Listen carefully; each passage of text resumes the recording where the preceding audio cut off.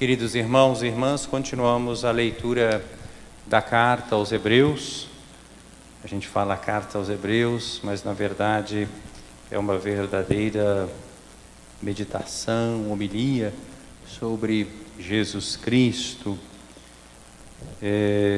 Ontem nós ouvíamos o início desta chamada carta aos Hebreus, onde se salientava a centralidade de Jesus Cristo na história da salvação. De muitos modos, outrora, Deus falou aos nossos pais, através dos profetas, nesses tempos que são os últimos, nos falou através do Filho, que a imagem da sua substância, do seu esplendor, é a expressão do seu ser.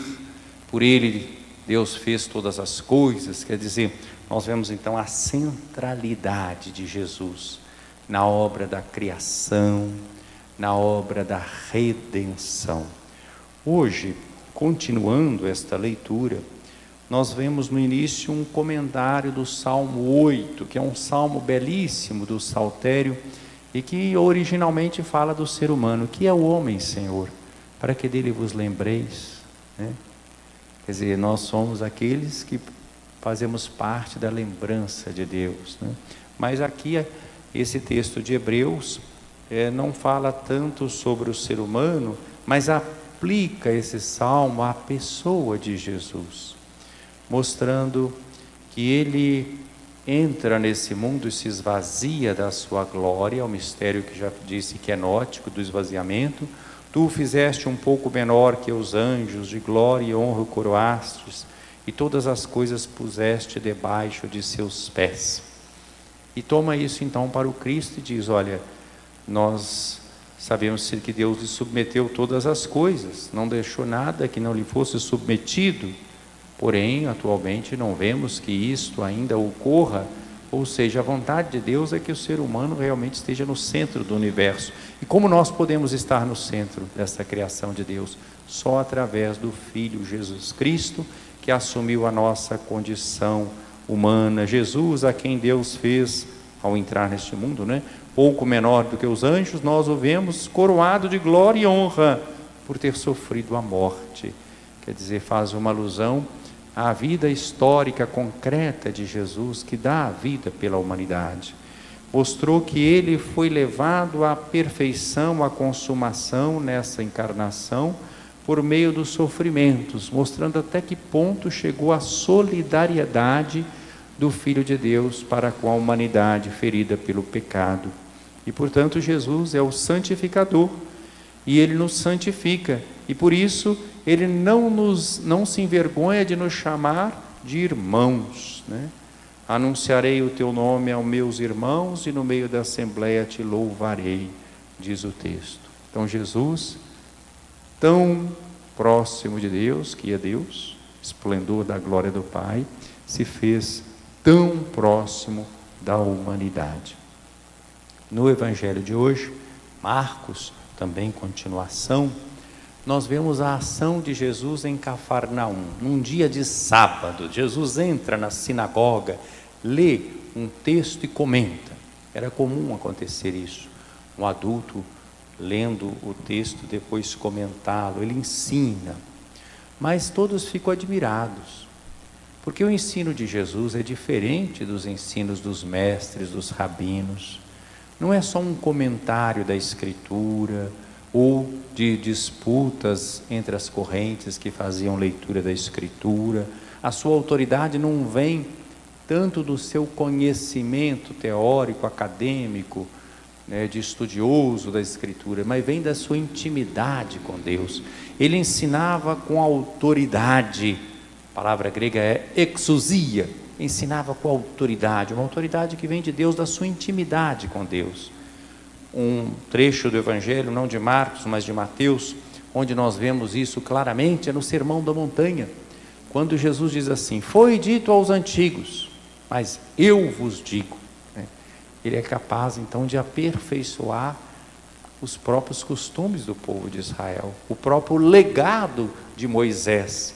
Ele tem essa autoridade, então ele ensina com autoridade. Marcos, diferentemente de Mateus, não coloca o conteúdo do ensino de Jesus. Ele não fala o que Jesus disse, só diz que ele ensina com autoridade, que todos ficaram assim admirados. E depois ele diz que estava na sinagoga um homem possuído por um espírito mau. Isso não dá o que pensar, né?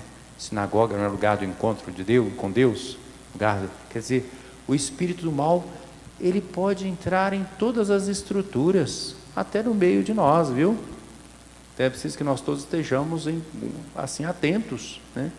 Para discernir e realizar a vontade de Deus. Um homem possuído por um espírito mau. Então, ao invés de Marcos dizer o que Jesus falou, ele mostra um gesto de Jesus, que é um gesto libertador. Esse homem possuído pelo espírito mau gritou, é o espírito mau que grita, percebeu que estava diante de alguém. Interessante, com o ensino dos escribas ele não gritou não, ele se acomodou, mas com o ensino de Jesus ele se incomodou, né? Aqui ele gritou: que queres de nós, Jesus Nazareno? Vieste para nos destruir? Então nós vemos que Marcos coloca logo no início do seu evangelho o embate entre Jesus e o espírito do mal. Marcos não tem escrúpulo, é a dificuldade que talvez a mentalidade nossa contemporânea teria de falar de exorcismo. Não é exorcismo como muitas vezes aparece de forma cinematográfica ou espetacular, como as pessoas às vezes ficam pensando, né? Não, é que Jesus veio nesse mundo combater o mal e expulsar o mal da nossa vida pessoal e da nossa vida social, da nossa vida comunitária. Quem realmente adere a Jesus entra na luta contra o mal, extirpar o mal dentro de nós e extirpar o mal na sociedade, expressão do mal que está dentro de nós. Então Jesus não dialogou, embora esse espírito do mal, além de falar isso, disse: eu sei quem tu és o santo de Deus.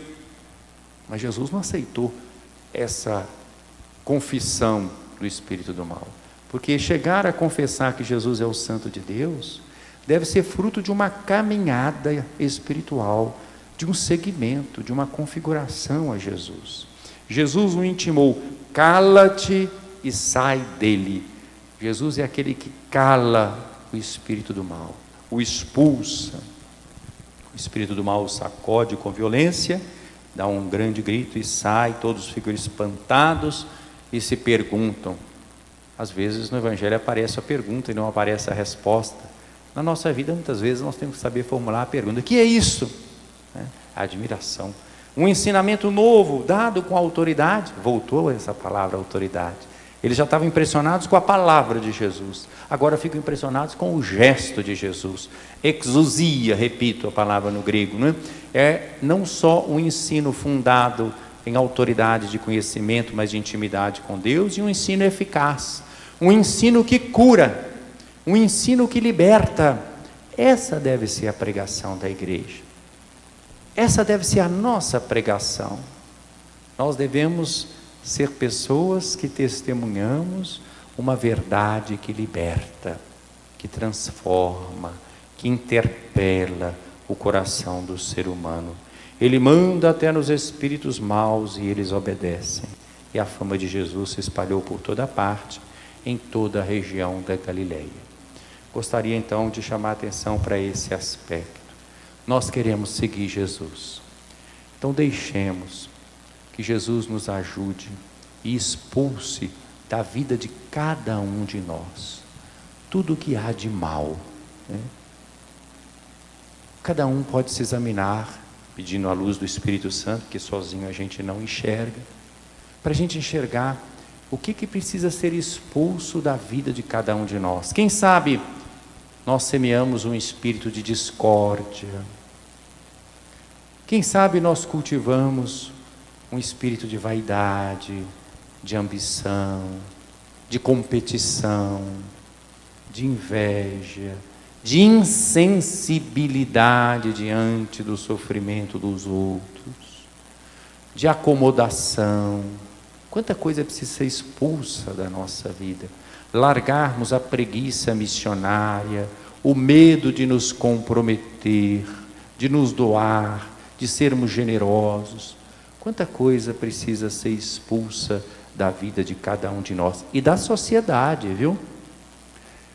Porque o cristão que compreendeu isso vai querer esse movimento de conversão na sua vida e de mudança da história, a transformação da história, a mudança das estruturas sociais, faz parte da vivência do cristianismo. Não basta que individualmente eu esteja assim bem com Deus. Eu também tenho que lutar por um mundo melhor, estruturas sociais justas, que promovam a fraternidade, a solidariedade, a justiça, a paz. Ah, mas você está falando de política? Não, em certo sentido é. Tudo é político. A política é que não é tudo. Tudo é político. A política é que não é tudo. Então, a nossa fé tem uma dimensão social, tem uma dimensão política de transformação desse mundo. Nós não podemos cruzar os braços diante das injustiças sociais, diante dos descartados da história. Jesus teve sensibilidade, ele expulsou o demônio. E ele quer que nós também sejamos capazes de expulsar o demônio. Não pensem aqui que se trata só de um exorcismo, um fato assim de uma possessão diabólica de uma pessoa que tem que chamar então o exorcista especial para fazer. Isso pode acontecer, são casos raros, mas existem muitos exorcismos que precisam ser feitos. Nós não precisamos exorcizar a política daqueles que são pessoas que, ao invés de buscar políticas públicas, estão interessados simplesmente na corrupção, no favorecimento de grupos privilegiados. Isso não precisa ser exorcizado? Não tem gente que precisa sair do poder? Não é necessidade de transformar em todos os âmbitos, Então é preciso fazer exorcismos, sim, muitos exorcismos, dentro da igreja também. Pessoas que às vezes estão querendo usar, quem sabe, a própria estrutura da igreja como se fosse simplesmente algo para a sua promoção, sem ser donos do pedaço, e não uma caminhada realmente comunitária, fraterna, que promove justamente essa experiência do reino de Deus. Então, que nós tenhamos essa graça, peçamos com muita humildade: Senhor, a quem todas as coisas foram submetidas, eu também quero me submeter ao Senhor.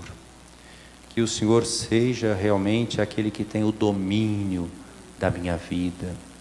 Dai-me o vosso Espírito, esse Espírito que arranca aquilo que divide, esse Espírito que introduz em nós uma postura de solidariedade com os que sofrem, no seguimento do Senhor.